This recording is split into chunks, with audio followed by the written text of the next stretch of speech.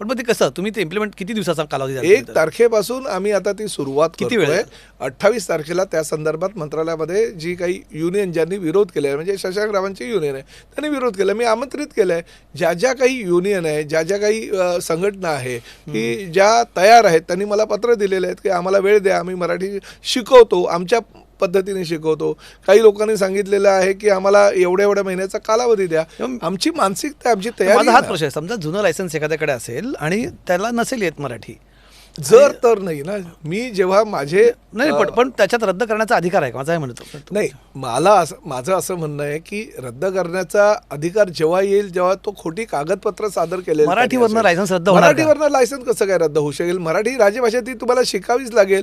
जर नाही शिकलात मग तुम्हाला कशी सक्ती होणार ना सर? नाही होणार ना. का होणार नाही सक्ती? अरे जर तुम्ही मराठी कारवाई होणार नसेल तर मग ही कसं कारवाई ही होणार, पण कधी कारवाई होणार? ज्यावेळेस तुम्हाला आम्ही संधी दिली आणि संधी दिल्यानंतर सुद्धा त्याचं तुम्ही पालन केलं आणि मुजोरी तुमची असेल तर ते अधिकार आमच्याकडे आहेत. परिवहन खात्याचे अधिकार किंवा परिवहन खात्याचा मंत्री किंवा RTOचा अधिकारी त्याच्या त्या दुटप्पीपणाबद्दल किंवा त्याच्या मुजोरीबद्दल त्याला ती शिक्षा देऊ शकतो.